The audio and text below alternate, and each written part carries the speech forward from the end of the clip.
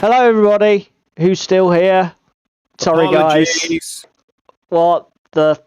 Right, just to warn everybody, we're not really sure what the technical problem is. I'm going to blame Voice Meter Banana based on experience, but David is back on Discord, so he may lose video feed when we start talking about some news. We've already lost 35 minutes. So let's go straight into the news. Yeah, let's go straight into some stuff that we were looking at.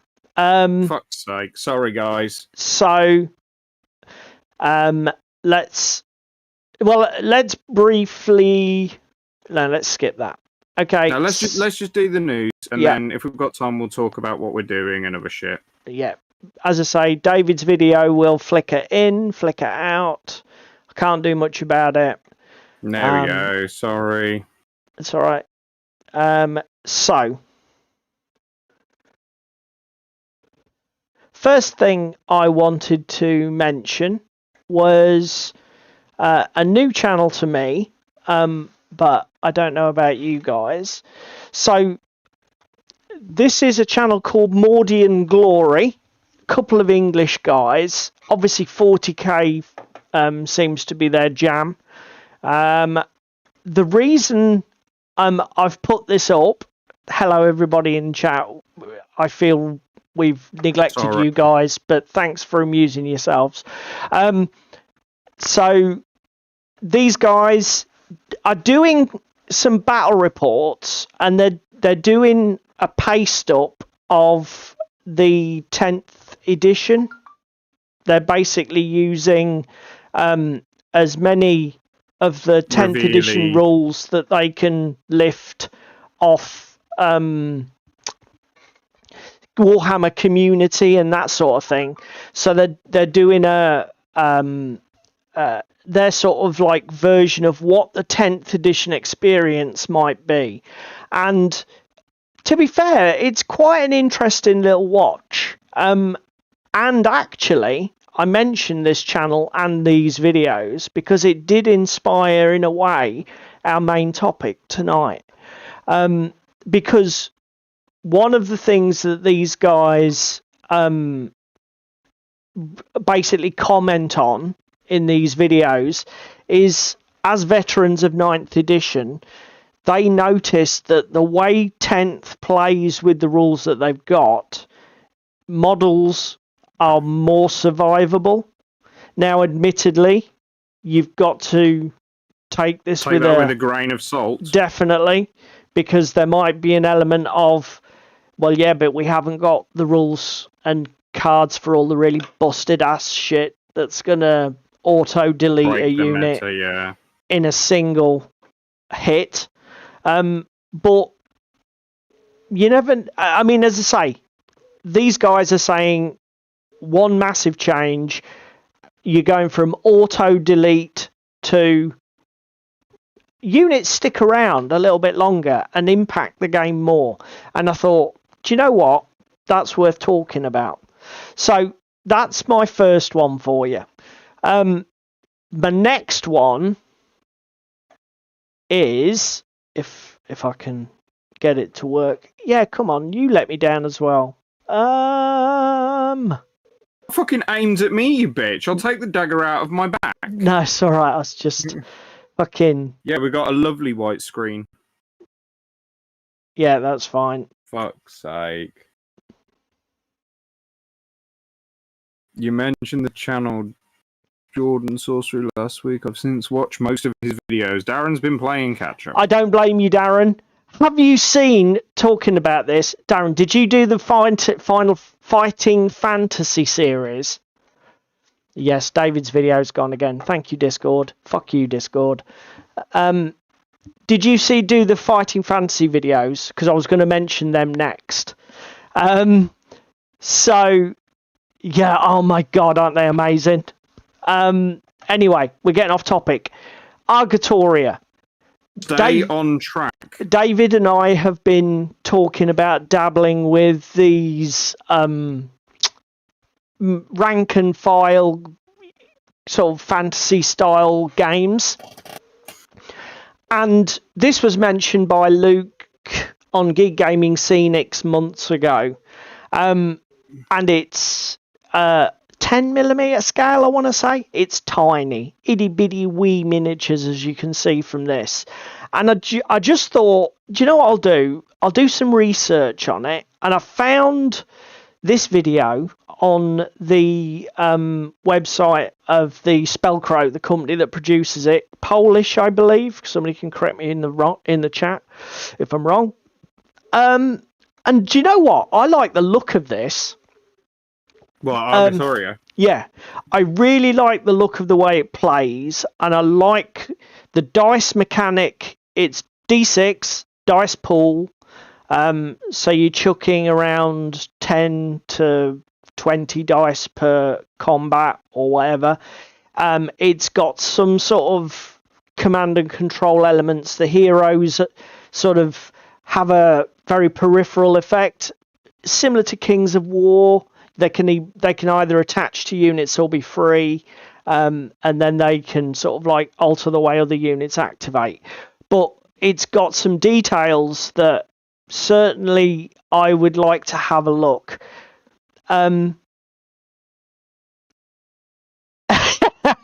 Yeah, so sorry, V. That Strokes Gig. Yeah, it's been absolute. Tonight has been an absolute disaster. Obviously, thanks for Jerry keeping us up to date with the football. West Ham are losing. So, I might dig a bit deeper into this. I don't think you're particularly taken with the miniatures, are you, David? No, because it's little in 10mm and twee, and yeah, you're not a massive fan. I don't move a lot of hot air around when I talk.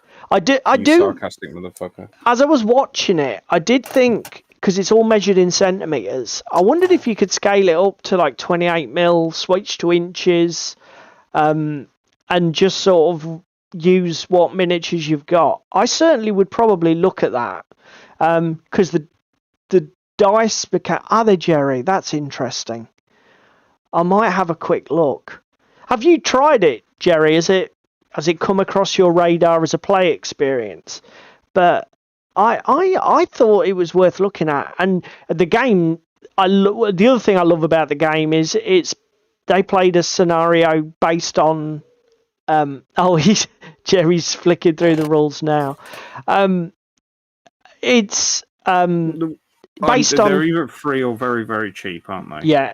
And again, it's whether you can get the unit rules as well. Obviously, if the core game rules are free, that's fine. But if you can only get the unit rules by paying, it does restrict it a bit.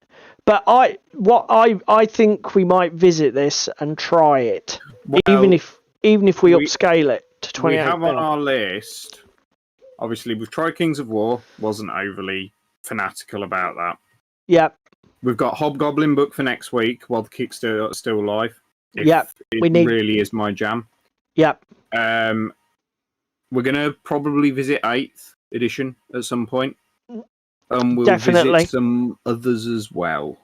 Units like are in the rulebook, Jerry says. Okay, Ooh, mate. Okay. So basically, it's all free, mate. This is going to have to be a try before we buy. Well, there's no buying, is there, you bellend? Well, there will be for me. You'll just print shit at 10mm. Because I know how you love rescaling minis. You don't talk to me about rescaling minis. I'm triggered. Right, now this one is on you because I haven't watched it. You're going to have to talk everybody through it. This is the Mantic one, isn't it? Yeah, this is the Mantic event. Vault. So for the low price of whatever it is on the link in bio post, I did read it. I've forgotten it because fucking technical difficulties. You can get your access to the companion apps, plus for those that own 3D printers, 3D printing files. So to begin with, they are doing Armada and basically the resin stuff that they're doing. They're releasing it. Bloody hell. It's going to be a subscription service similar to Patreon, etc. So from what I saw on the article, the first stuff they're releasing is basically the Armada starter fleets for Orcs and Basileans.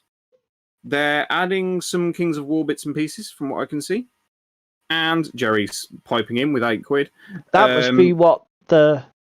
Oh, is this the subscription cost for this Mantic thing? Yeah, I think so. It is cheap. It is like Patreon levels of cheap. Okay. You can buy them all individually after. They have no intentions of doing commercial licenses, but they are reviewing that constantly for those that do commercial printing.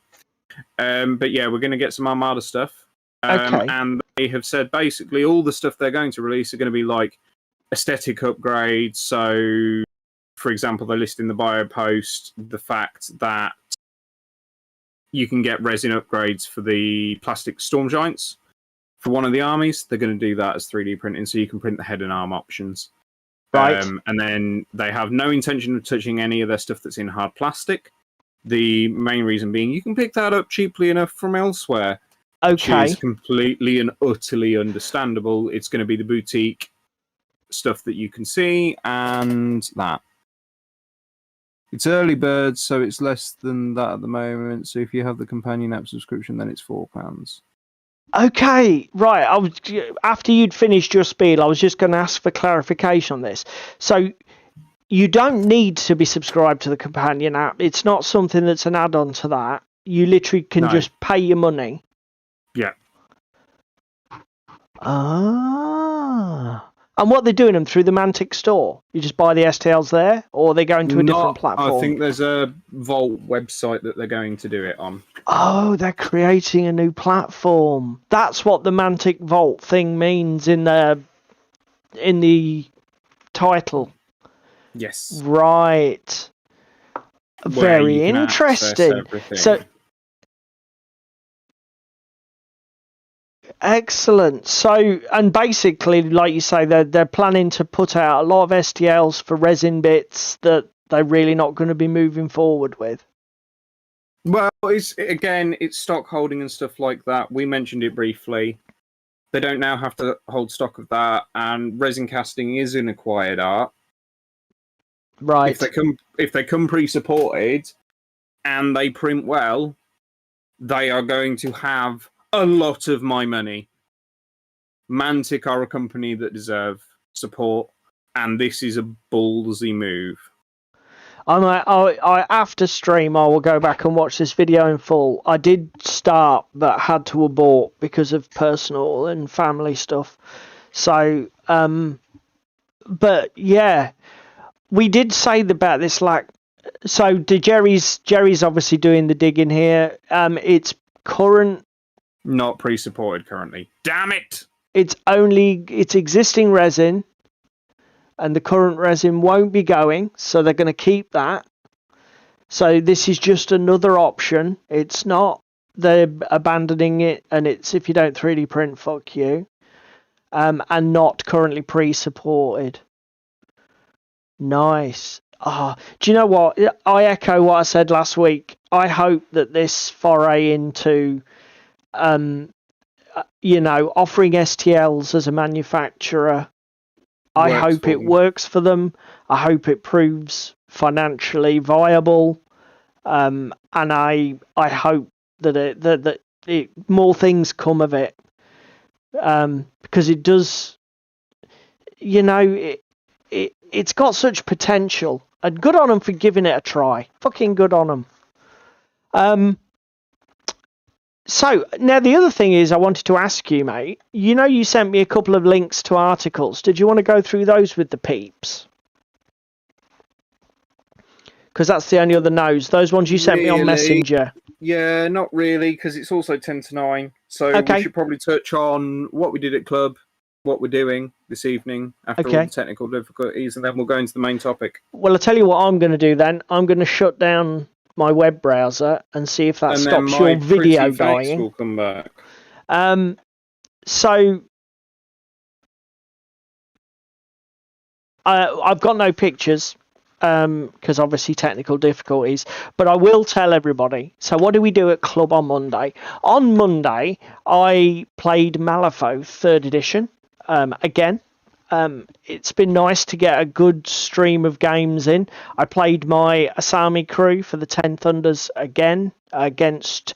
Now, Trevor this time had gone back to Jackdaw who is I want to say Outcasts. Yeah, I think that's right. With the full suite of models, the guilties, and all sorts of other stuff. So Trevor had quite a lot of new rules to get to grips with, but it was a bit of a slow game because obviously Trevor was getting to grips with his new models, and we were playing at the full 50 soul stones. I managed to avoid a draw just by getting lucky. Really, he put his master out at the front to try and score one of the main strategies, and I managed to annihilate him by just chucking demons at him till he died. But it was a good close game. I've certainly learned. It's nice to play a game like. This is the third game I think I've had since the end of last year, and it's nice to repeat play something, particularly to stick with the same faction and get the reps in. And I'm really I enjoy the play cycle of Malifaux a lot. I love the deck of cards and the concept of cheating fate. Yeah, I agree, Limburger. I can't see GW doing it. Their whole business model is massively invested in selling you boxes full of shit, and not only that, boxes are full of shit that may be of limited edition, and there's a massive FOMO price hike attached to that. Is in a way they're almost in the collectibles market at this point, aren't they? Yeah, they're not far off it. That so many of their products don't go onto a standard release. Sort of like production schedule. It's a fucking joke. But without getting overly salty about the whole fucking GW thing, I'm pretty much done with them at the moment. I'm yet again, I got stung. I thought I'd missed out on Soul Shackle, the Kill Team box, and I thought, well, that's fine, because the Arbitrates will come out as a single box, and I can buy them, and I might be able to get the terrain pieces to upgrade, and then I'll be able to get the new one. Well, the Saturday pre-order debacle happened again. Everything sold out within seconds. Fuck them. I'm done. Yeah, I've had enough. So, what did you get up to Monday? What did I get up to on Monday? I played some Armada, so I showed more Alex, how we play Armada, and had a fuck ton of fun doing so. Yeah, because was it Alex? Alex's first game, yeah. Oh, nice. V's working on his Realm of Chaos warband. Nice. Sorry, mate. Carry on. So we played usual starter setup. So Orcs versus Basileans. Yeah, using the club stuff. Using the club stuff. And the Basileans that Alex was captaining came out on top because the Orc captains didn't get the memo on engage ramming speeds, but at the opponents, not your own ships. That is going to become your trademark, sort of like ram your own ships. You did that when you were playing the Basileans against me. Yep. You punk. Yep, that's how I play Armada, boys. Oh dear. There seems to be a ship ahead. It'll get out of the way. Oh no, it didn't. Jerry's saying still better to push resin around, mind you. What do you mean, Jerry? As opposed to plastics? I'm not sure what you mean. You mean versus probably printed, I guess. There's not much difference between a printed mini and a resin cast mini if the printers are set up and dialed in correctly. Stop being an old man, Jerry. Jerry, but Jerry is. He's like me. Get with the times. The world is moving on. apparently that comment makes more sense if Jerry's other sentence was there, but the chat locked it out because YouTube fucking awesome. Was Jerry being profane? I haven't got a fucking clue, and I still don't understand how to basically get through YouTube's bizarre filtering. I honestly don't know. It's fucking terrible. Load of nonsense.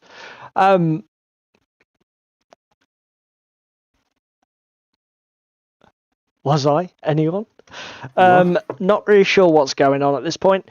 Tell you what I'm going to do. I'm going to show you what I'm going to be hobbying on while we chat about our main topic. What are you hobbying on this evening? So, from experience, I've learned that getting technical, sophisticated jobs going doesn't really work when I'm trying to run this thing. So, or in tonight's case, even untechnical jobs don't work trying to get this shit done because fucking internet. David printed me this a while ago. I'm doing this as a medium construct probably for Frostgrave. So we've got the basics. We've got the stonework done, the magical swirls done. I basically just need to base this, which is going to be, Please tell me you're going to put some snow on him. Oh, of course I am, because he's for Frostgrave. The other thing I have done is I've assembled a ton of other 3D prints that David's done for me, which again have been done for Frostgrave. We're running these probably as I think armoured skeletons are a thing, and wraiths, I want to say. Oh, you're finally getting around to building the Artisan Guild stuff. Yeah, so this is a little bit overexposed as these minis are not even primed, but if I get chance, I'm also going to be putting some sand on these bases just to give them a little bit of texture and life before we get around to priming them. So that's what I'm going to be doing. What about you, mate? I don't have a video at the moment because my new phone's just decided to shit itself. Okay. So we'll just gloss over that subject matter. Guess what I'm doing? Answers on postcard, please. God, what about... Yeah, somebody called it in the beginning of the streaming chat. What about League of Infamy?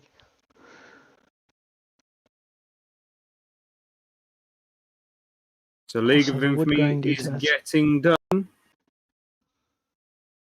What's that? What's the wood grain on, Darren? I need to scroll back into chat. What's Darren working on? 3D printed mimic and a normal chest. Okay. And Darren's saying that the wood grain detail is so fine, it's struggling to contrast paint, struggling to bring it out. Oh, and David's gone. David's back. David's gone. Have you touched the internet? Well, obviously I have to have an internet page open because it's the only way we can connect to YouTube. But obviously it's killing your video because Discord doesn't allow web browsers to work at the same time as it, apparently. So, well, no, OBS doesn't allow. Yeah, not Discord. Well, OBS and Discord and web browsers, no. Because you get, that is true, Darren, with metal, all the details are much more heavily described. It's why metals are so much fun to paint, because, a steady hand... you drop them. Yeah, I guess. And chipping, I'll be honest, repainting chips does get fucking old. Well, no, just, again, drop a tag from Infinity. It's probably not coming up off the floor in one piece.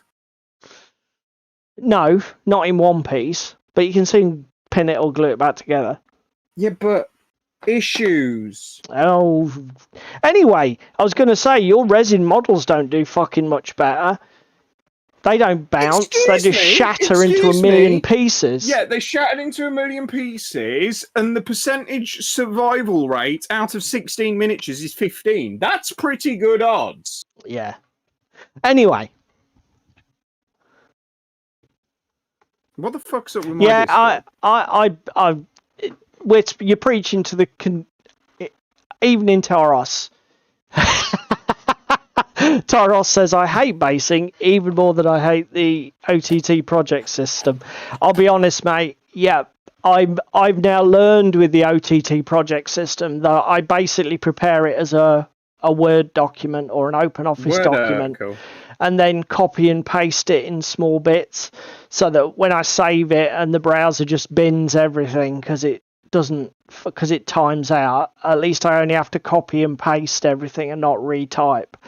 But yeah, no, it can be a fucking trial.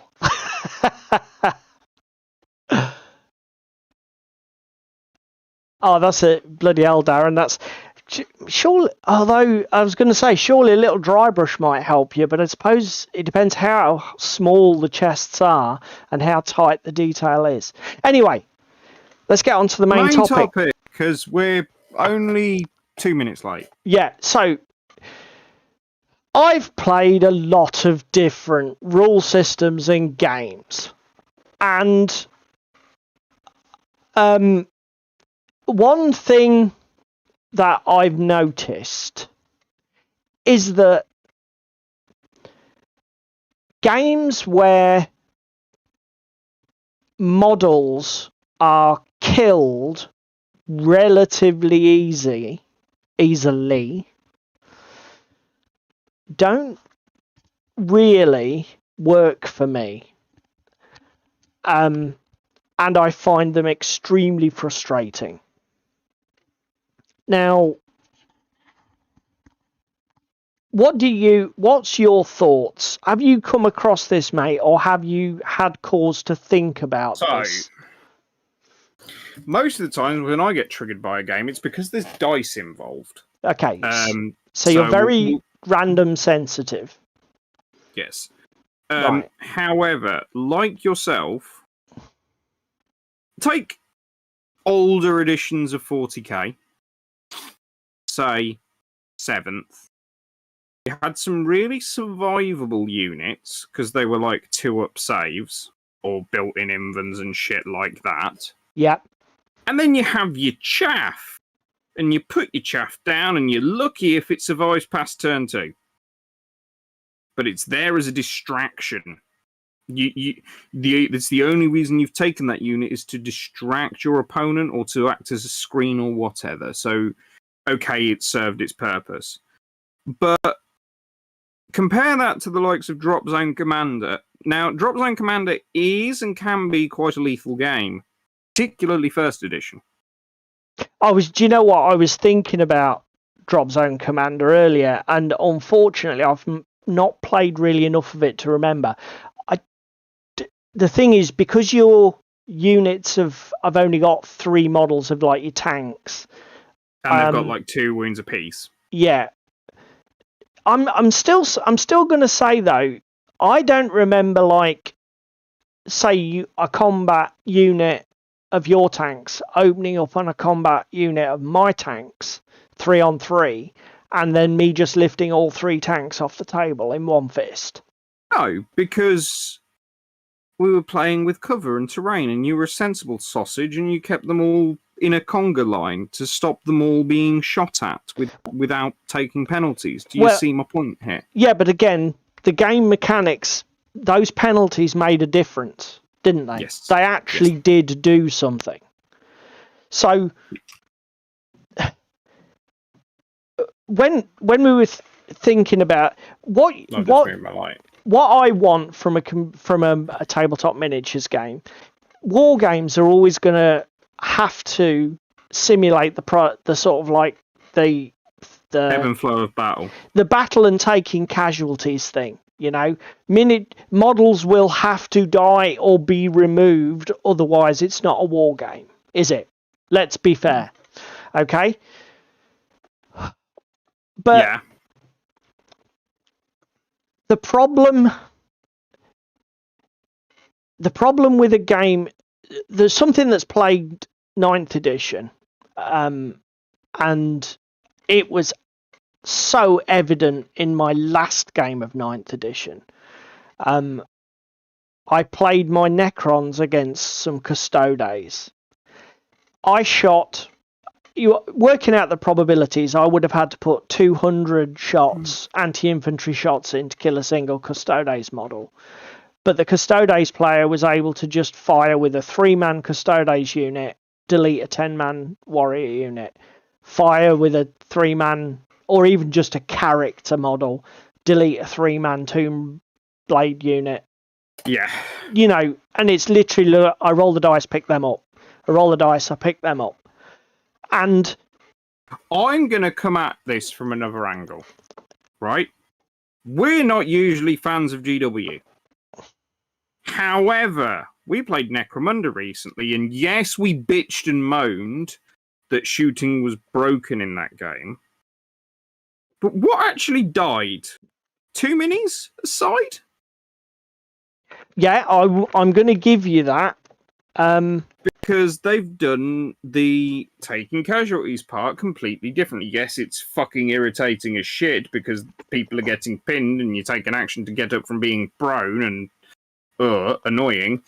But at least you're not picking your models up off the table constantly. The models are much more survivable in that game. That is a very fair thing. And it's a good pushback because despite that, the game isn't any better. It isn't better for it. This is why I mention it, because compare that to the likes of Frostgrave. Yeah. Frostgrave is completely and utterly fucking rando to a degree. Yeah. Because it's a D20 roll-off system, and if you fucking thief with a -1 fight modifier and a -1 damage modifier because he's hucking daggers, gets off and gets a natural 20, most things are dead. Only if you're playing with the optional critical rule. Not if you're playing with the optional critical rule. Because, okay, what's it called? Knights, actually, have armor. Okay. Because most basic troops have like armor 10. Yeah. Yeah. So you would be doing enough wounds to remove a model. I guess you make a fair point.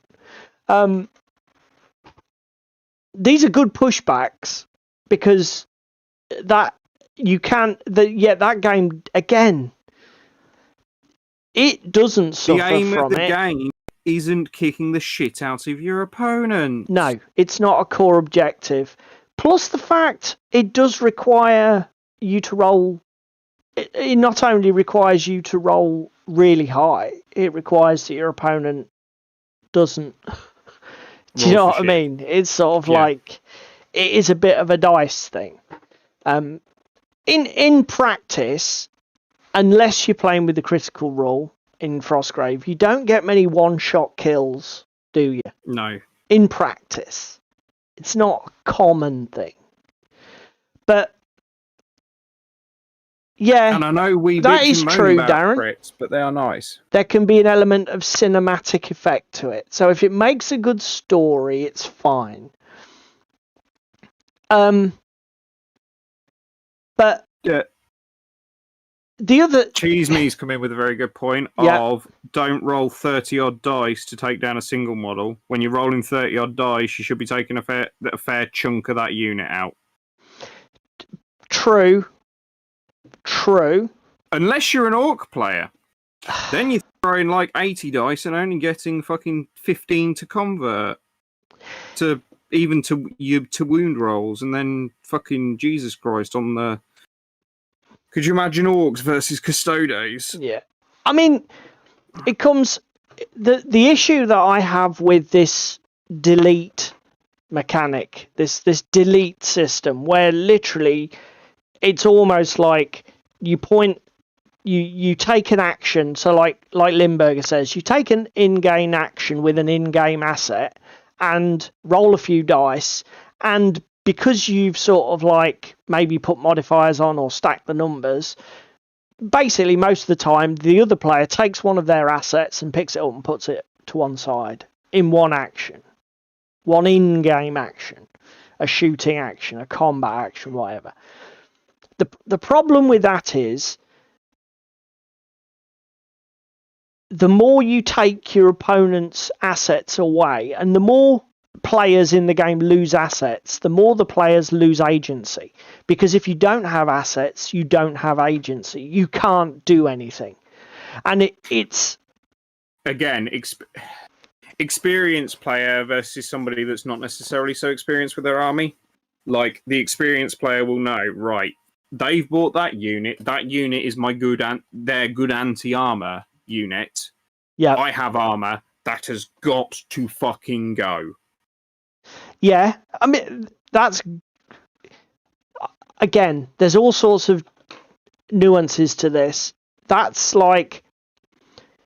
Because, I mean, I don't mind so much, for example, if like in the scenario David describes, right? So you say to yourself that asset has to die because it poses a real threat to both my army and my strategy, but I have to put 3 or 4 of my assets into it to remove it. That's a different thing to asset 1 takes off asset 2, asset 2 C takes off asset D. DZC is a classic example of this. Your anti-air units are very good at killing infantry out in the open in the street because they're armed with fucking tissue paper, and extremely good at taking out aircraft. Yeah. They're completely and utterly fucking useless against people dug in buildings, because cover and shit. Yeah. And completely and utterly useless against any form of armor that's thicker than tissue paper on vehicles. Yeah. I mean, again, that's... And then the anti-tank is very good at the role it's doing, which is either blowing holes in the side of buildings or blowing holes in the side of vehicles, but is actually quite crap against fast-moving vehicles, for example, like the Sabres from the UCM struggle, even on their 2-up, to hit a flat-out jet skimmer from a Shaltari model. Yeah, but let's set that sort of stuff to one side, because obviously, again, you're talking about the rock, paper, scissors thing, where like one unit is strong against one and weak against another. No, but let's just talk about the scenario where, like you've said, a DZC anti-tank unit targets another anti-tank unit, an anti-armor unit. It's ideal prey. Okay? Yeah.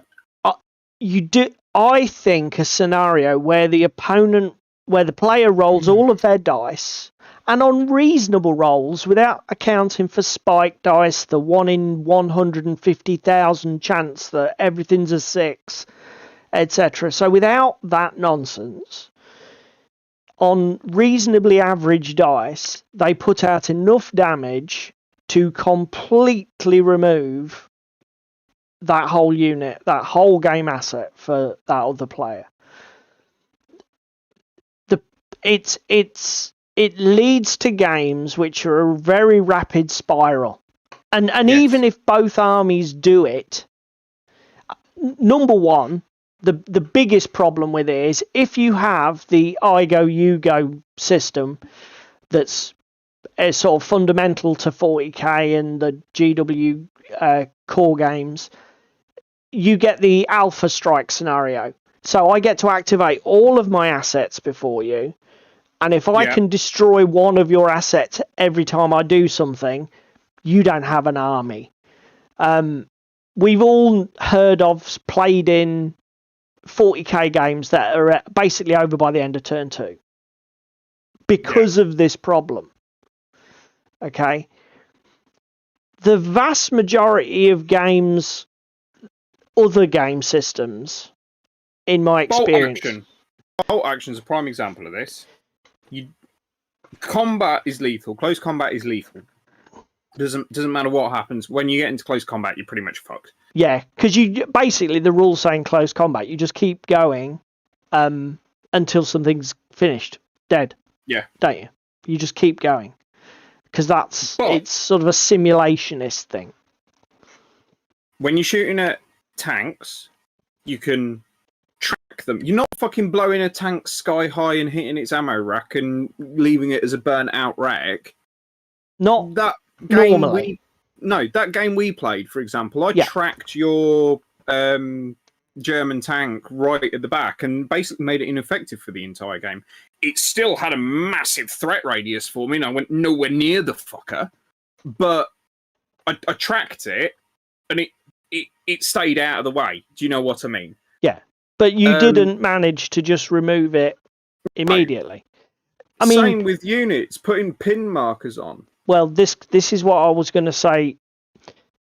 Because the other thing is, like David's just mentioned, if you're a game designer, you don't need to give it too much thought to come up with other mechanisms where you can influence the behavior of your opponent's assets in different ways without actually just taking the bloody things off the table. And pin markers in bolt action, the pin marker mechanic is a great little game design idea. Well, again, tracking a vehicle. Again, beautiful game design idea of, right, that vehicle's not moving unless it's repairing, which means it's not effective. It's not removed from the table and blown to a million pieces. It's just tossed to one side in the corner. Like you say, you've impacted without having to actually take that asset away. You've changed the game state and modified its effectiveness. Pin markers is exactly the same thing.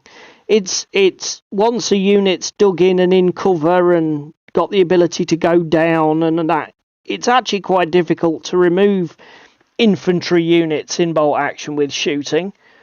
But it's irrelevant if you want to just stack a ton of pin markers on them. That unit's still doing nothing. You didn't need to remove it. And because it is there, your opponent still has something to do. They can rally, try and clear the pin, survive to fight another day. I mean, again, that's another genius thing with the bolt action system is the fact that it's completely not I go, you go, unless you get just spike dice drawing from the bag. So you've got that thing, and again, the more of your opponent's dice that are removed from that bag, the more likely it is you're going to go next, and okay, you've got a unit that's not pinned, let's make that effective. Leave all your rallies and bullshit till towards the end of the turn. Yeah, that is true. Use your initial activations on the things that might achieve something and leave those activations, like you say, until basically you're mopping up and trying to find tail end Charlies.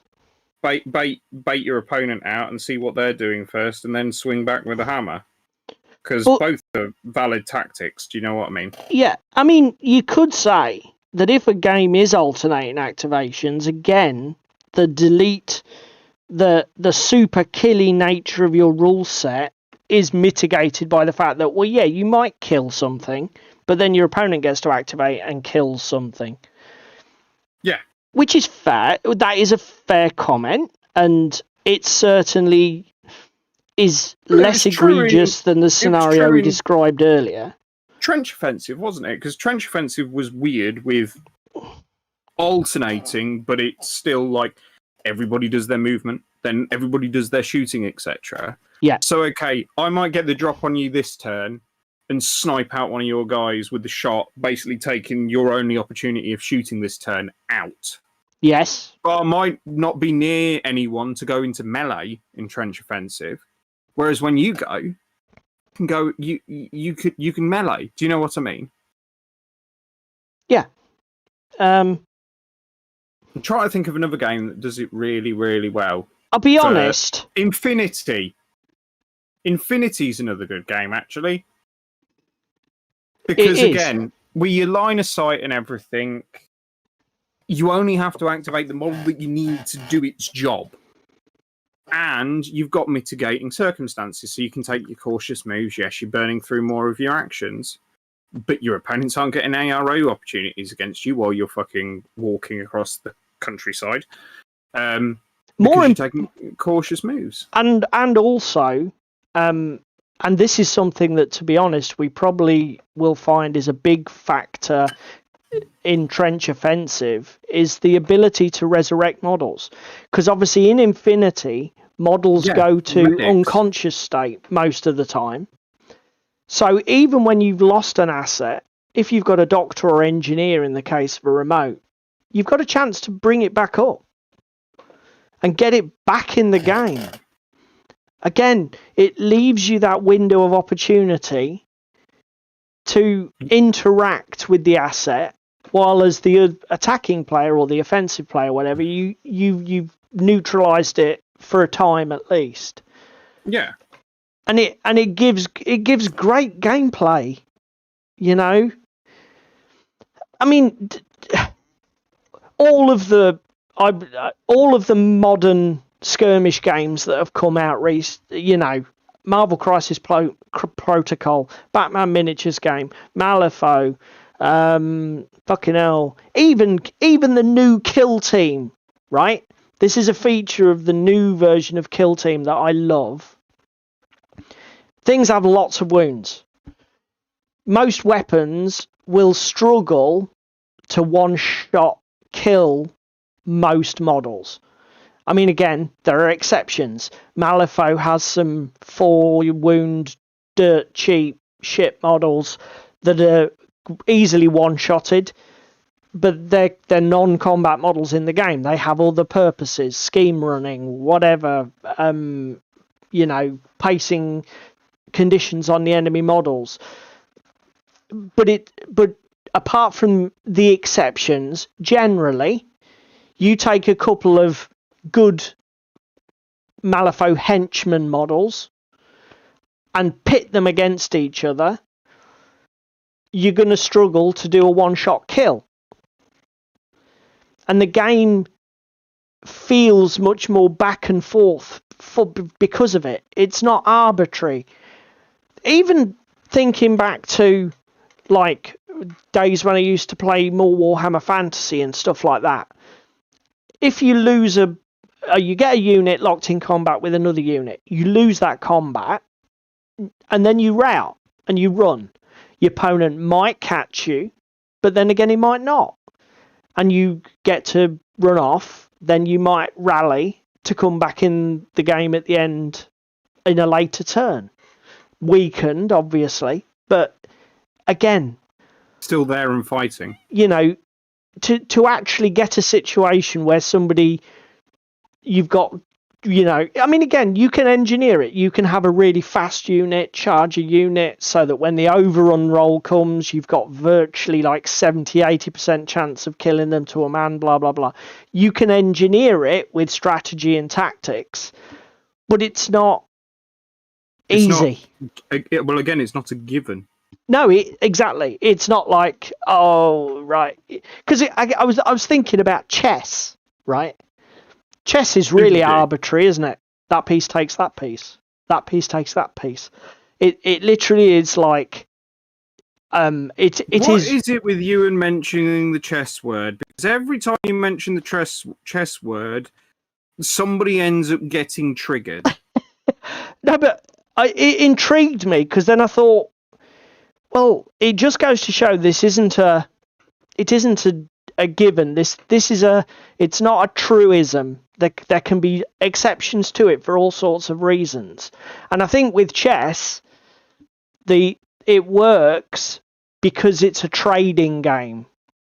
Yeah. You know, if you do take a piece, if your opponent's playing reasonably well, they'll just exchange. And it's okay, you have that, I'll have this. And with chess, particularly with two reasonably good players, it's all about getting the right exchanges. Yes. And you know, that's something that's very true of war games, I think. A lot of war games, Malifaux is very like that. Infinity is extremely like that. If you listen to any very, very technical and experienced Infinity player, the concept of exchanging is really hardwired in Infinity. Yes, my 300-point unit has just killed 150 points. Whoop-de-doo. Yeah. Oh, my 150-point unit has just killed a 300-point one.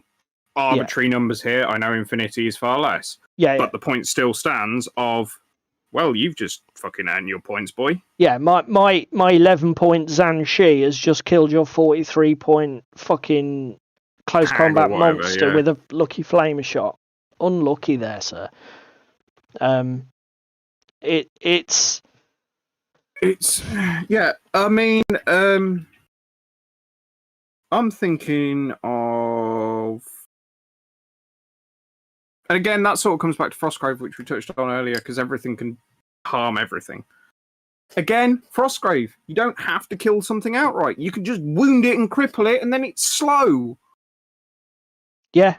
I mean, from the games in Frostgrave we played, the only time I remember one hit kills being a big thing is when you get crits.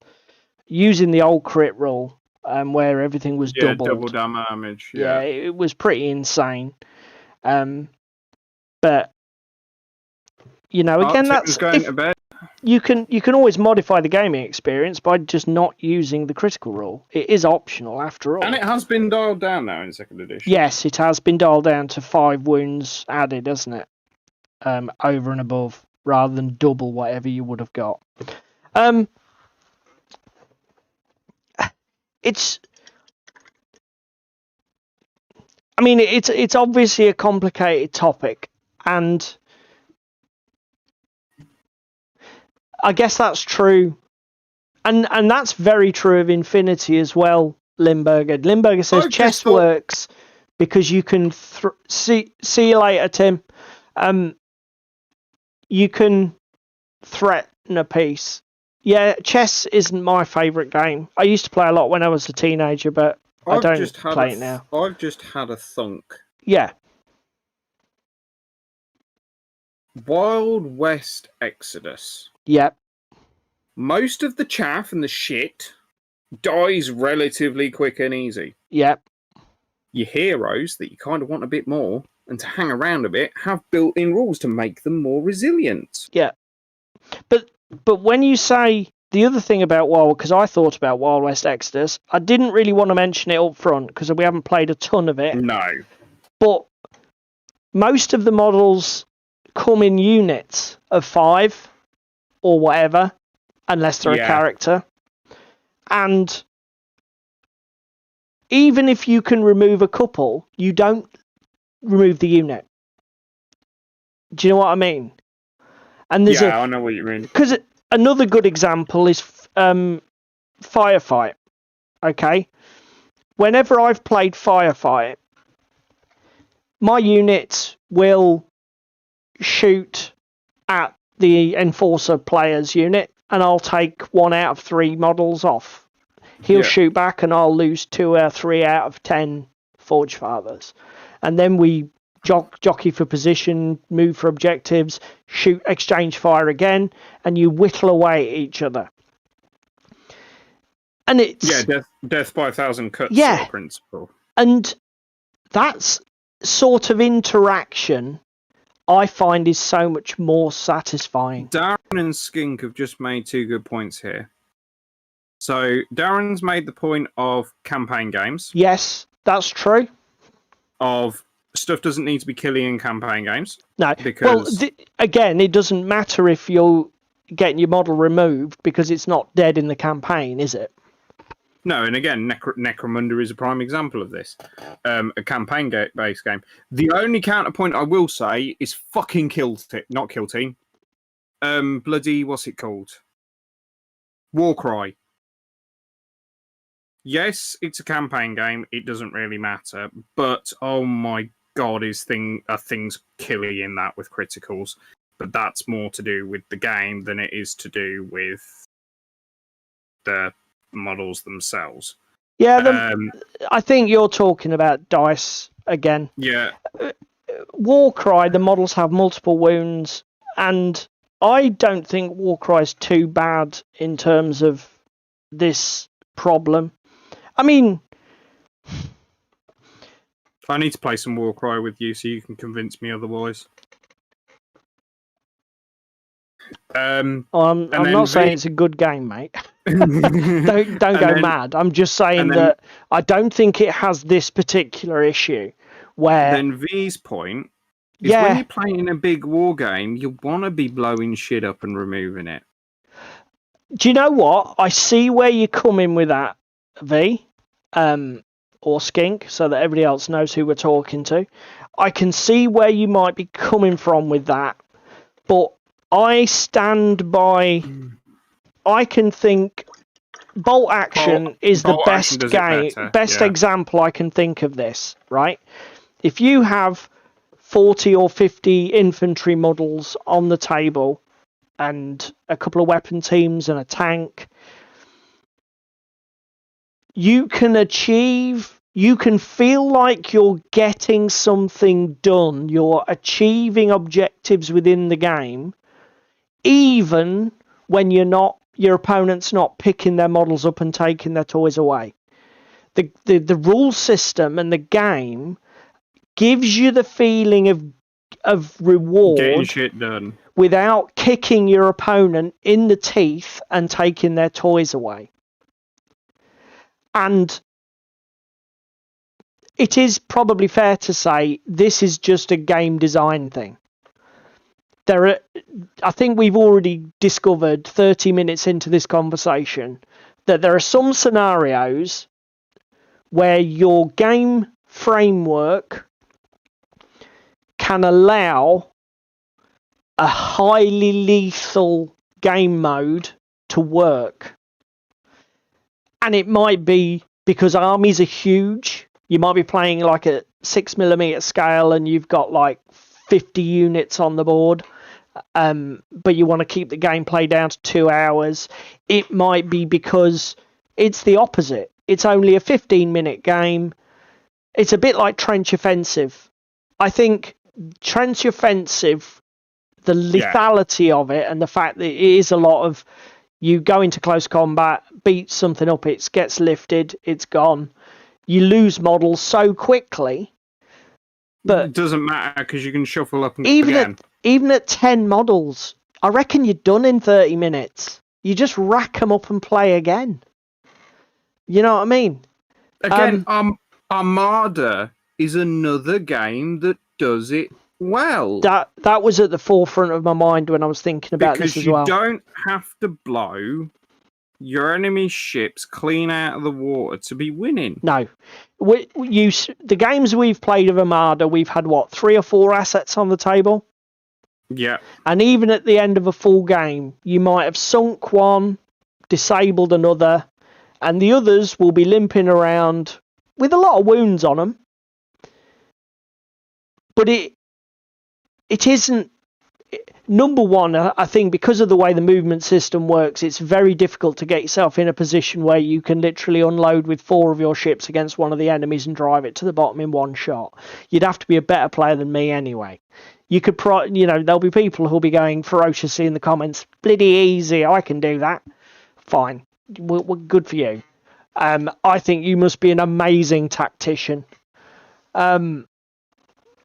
I would definitely advise you do play Bolt Action, Skink, because it's an awesome game. What faction are you going for? But yeah, Armada's a fantastic game. You just... Again, the fact that your fire lanes are so restricted on your vessels. Yep.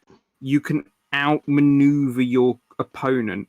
Gaslands. Do you know what? I was just... After you finished talking, I was just about to go into Gaslands. Brilliant game. Because again, right, you're playing a death race. Doesn't really matter how many times your fucking car gets wrecked and blown off the face of this earth. I'll just respawn it. Yeah, that's exactly what I was going to mention Gaslands for, because the other design feature you can have is that you just respawn and get your model back. Okay, you're set back a little bit. Well, again, all that means is the game designer needs to put that into the game so that it makes a difference, because obviously if your opponent can just keep bringing their shit back and you're not gaining anything, then it's a bad game because you don't feel like you're achieving anything. But You're just fighting an undead horde. it's. I mean, I've played. Take Space Hulk. Yeah. That game has the infinite respawn for the Gene Stealers. It's not really a war game. Let's be fair, it's a board game. But from a game design point of view, it works.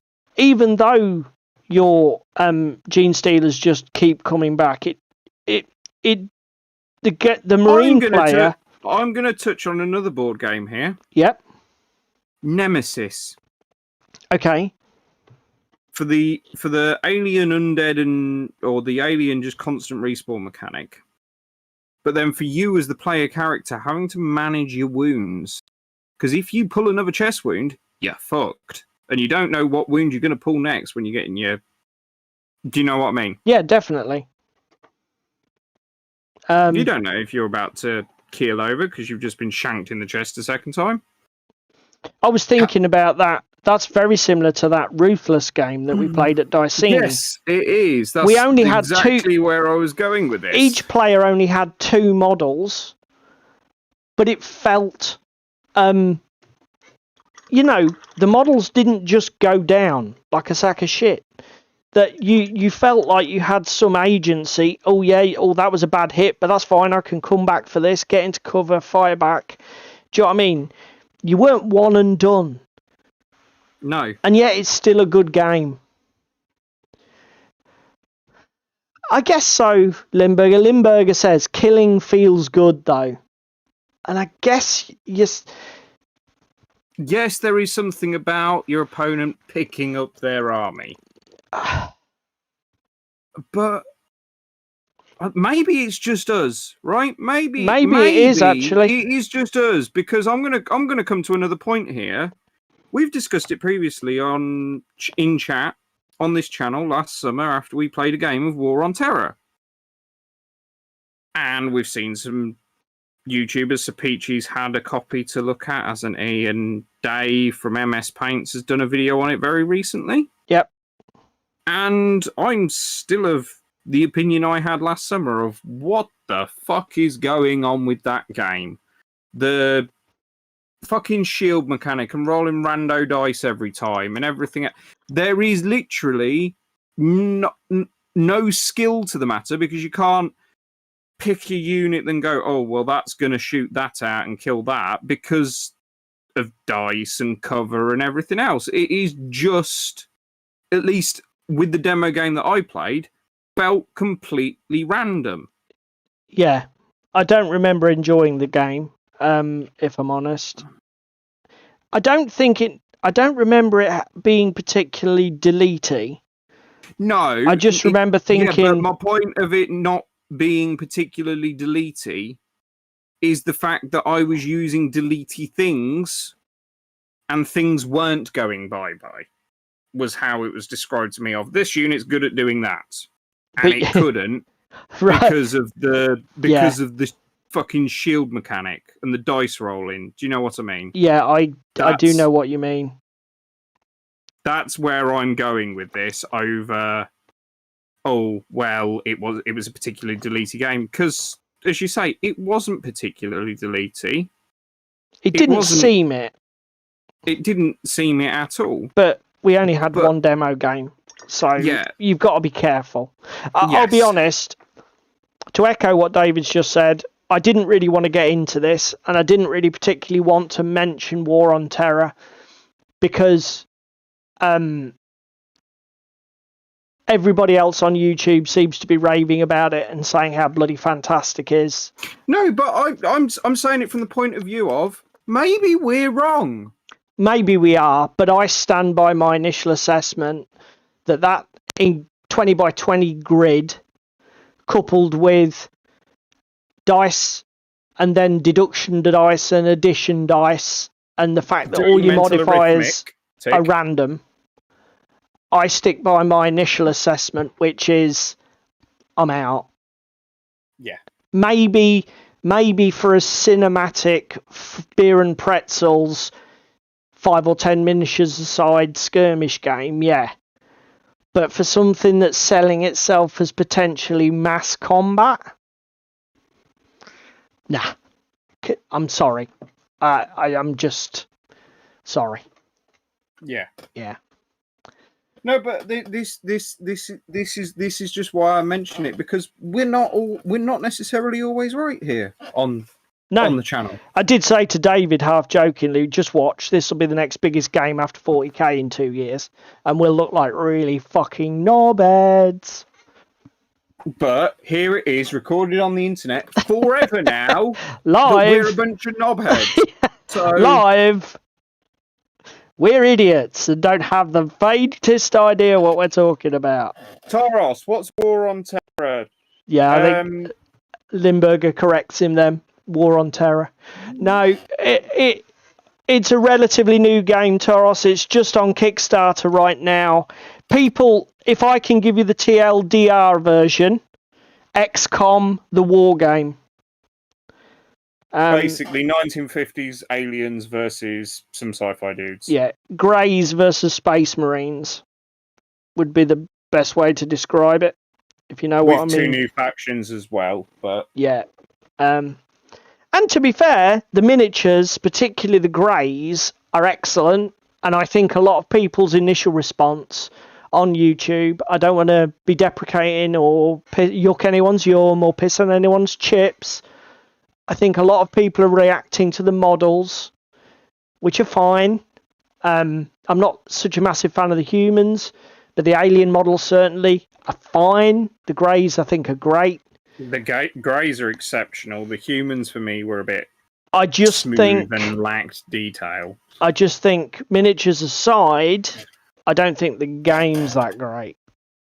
And certainly, it didn't wow me, and it didn't appeal to me as something I should be giving a lot more of my attention to. I'm just trying to think of anything else I've watched recently. You know, a game that does it well that we've not fucking played in forever? Go on. War Machine. Do you know what? Yeah, I thought about that earlier. War Machine, again, particularly large models. You see, again... Your jacks, taking your jacks down. Or in the Hordes version, your big beasts. You take a lot of damage to take those beasts out, and you lose... You're able to take out parts of the miniature and modify its ability to function, but your opponent still gets to keep it. Taros sounds really interesting. Yawn. Yeah, they deliberately did it as a play on words, Darren. I don't know whether it might come back to bite them. But yeah, I mean, and anything that's quite fragile and can be blown away with a single shot tends to come in units.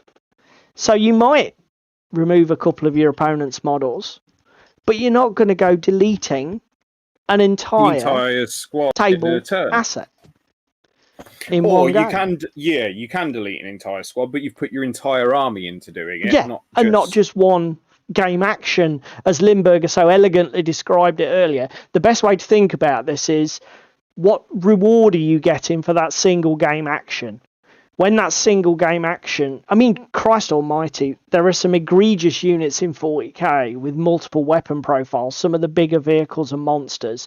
You can literally point and shoot and remove 2 or 3 smaller units from the table in one activation. 40k is insane at the moment. It's such a lethal, pointlessly lethal game. And I use the word pointlessly quite deliberately there, because there's no need for this. I don't think there's any need for it. I think you can make a game rewarding, interactive, satisfying, without making it a case of, right, pick that up. Yeah. Do you know what I mean? Again, Blood Bowl. Again, I thought about it, but Blood Bowl's a board game. this is a very good point here. We could probably expand that we can expand upon for the last few minutes.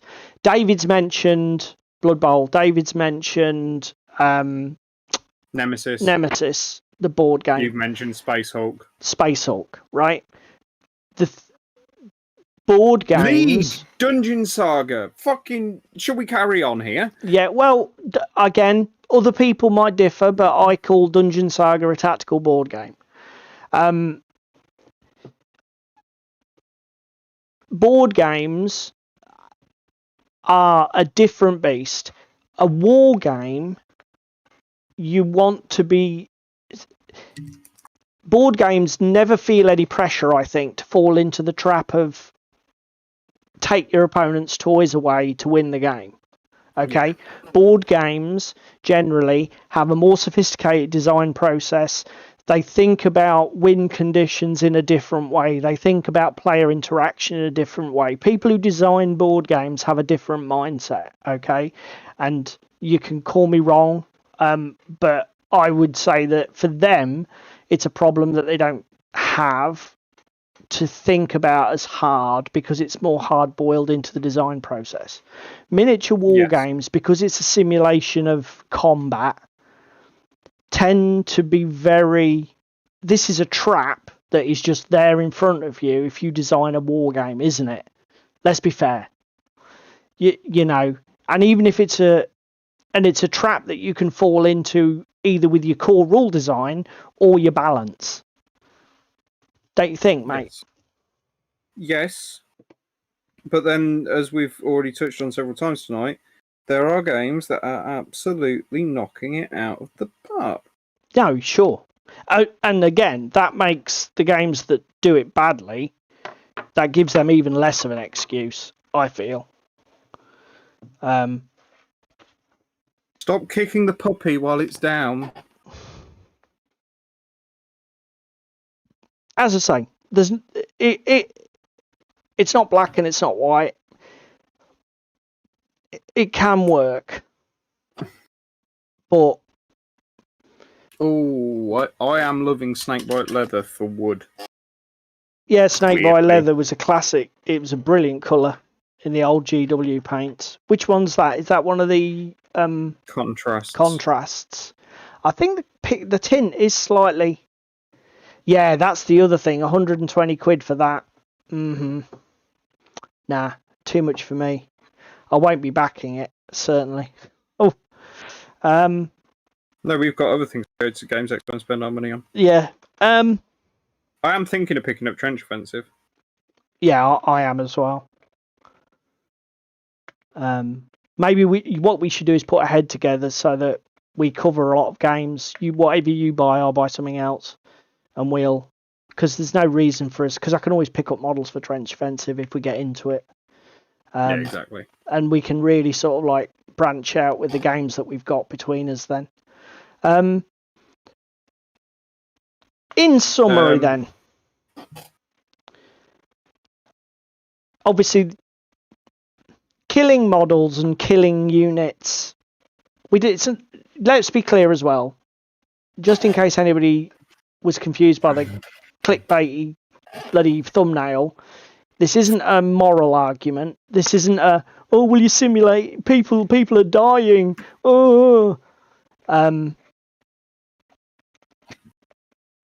Oh, fuck. Bye. Yeah, but I'm not saying... I mean, we mentioned it. Look at Space Hulk, right? Space Hulk is predicated on the Marine player needs to rapidly and as quickly as possible take the Gene Stealer player's toys away because they're going to have so bloody many of them. If you're not destroying half a dozen of those every time you activate a Marine, you're screwed, son. Did you get the memo? But as I said when I mentioned it, it's built into the game. The game works even with that.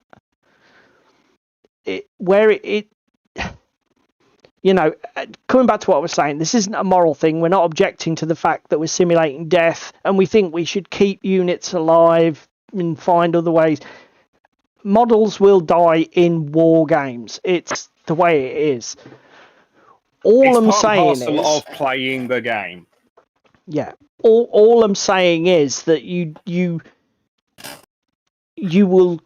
can create a more interesting gaming experience if you give your opponent ways to affect the way a model operates or performs, or the way that their game goes, without necessarily taking their toys away. I know it's not a very popular thing, but if you think about it, the degrading profiles on large AOS monsters and large 40k vehicles is actually quite a good way to do this. You know, you give something 30 or 40 wounds so your opponent will never take it off the table, but reward the opponent with this degrading profile, so at least they feel like they're achieving something while they're chewing through these 30 or 40 ridiculously high wounds. That is a good design feature, I think. I know it's proved not very popular because people don't like the bookkeeping of it, and they find it easy to forget that the model's been degraded. So it's not a perfect solution by any stretch, but I think it was a valid attempt by Games Workshop to make it work. Yeah, it was a valiant effort. I think, to be fair, that's an interesting one. Does anybody have an opinion on why that is so hated, that mechanic? The only thing I can put it down to is that you've got so many assets on the table because the games are so big. It's a pain in the arse. Like, if you had half a dozen models, you wouldn't worry about it anywhere near as much. The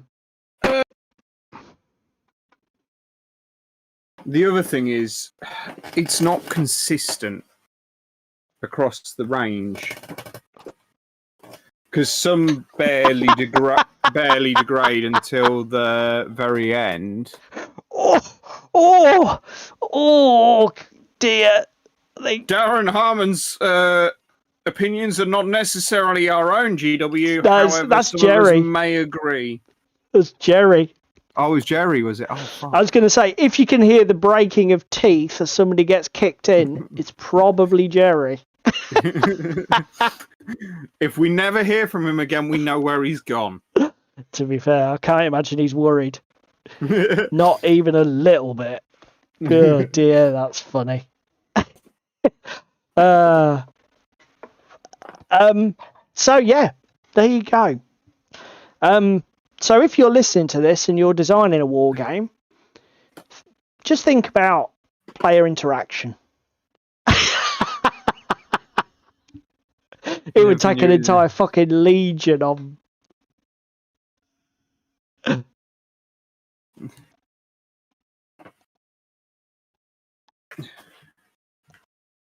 Right.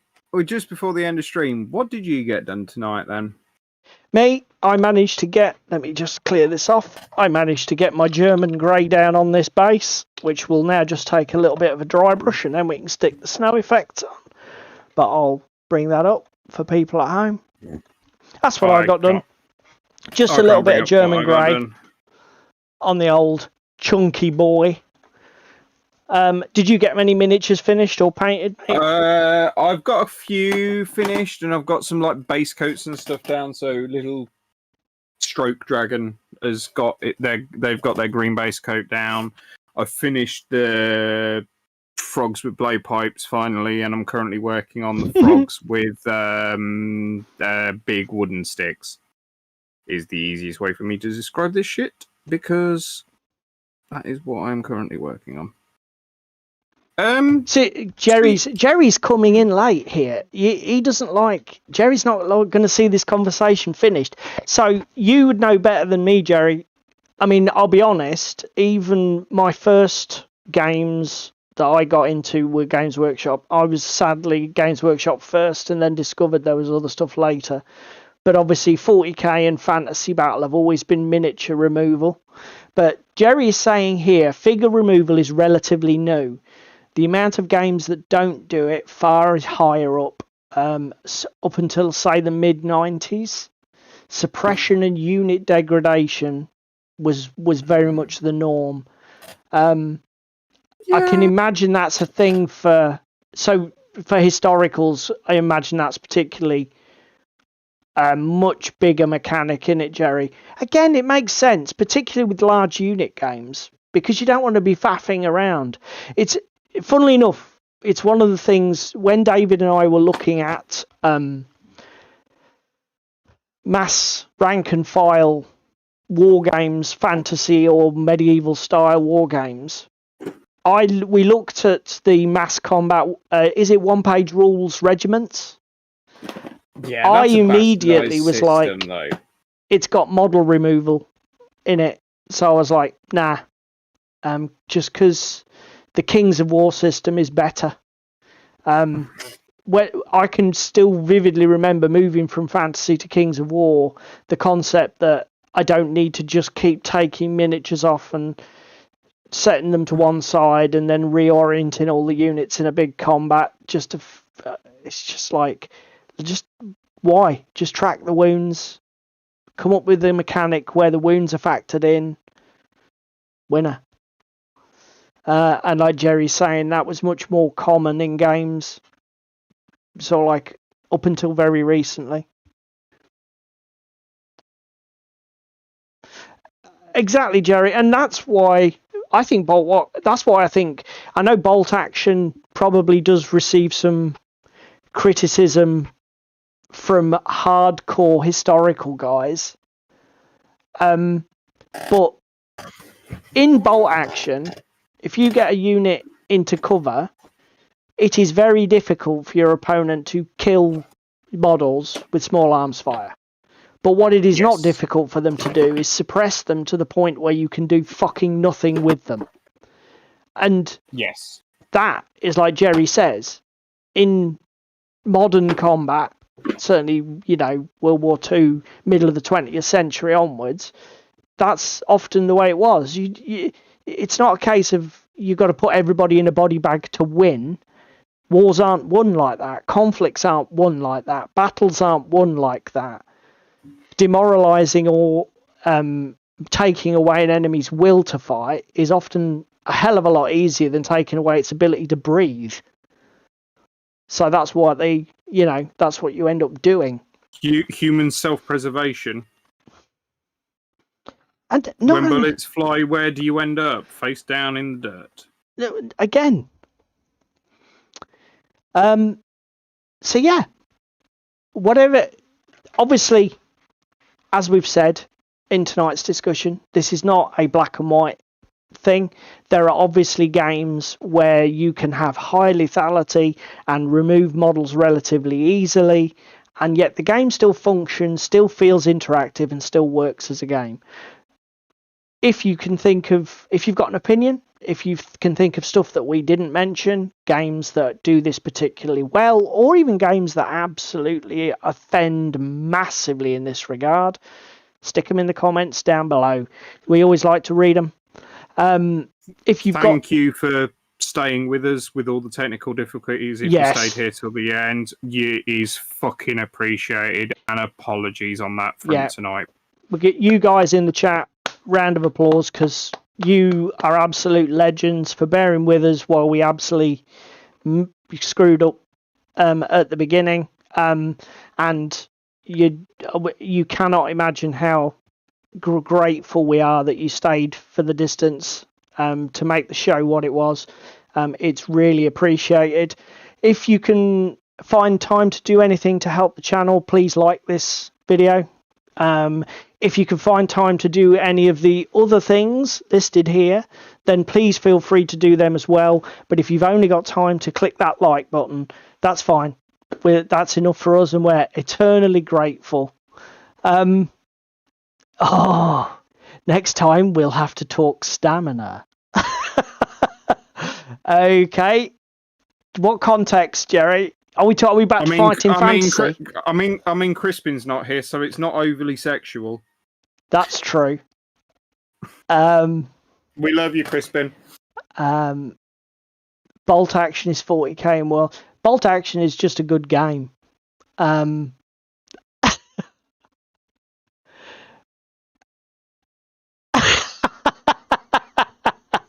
10 o'clock. Too late to say. Right. Well, with Jerry's cryptic closing, unless you have anything else to say, mate.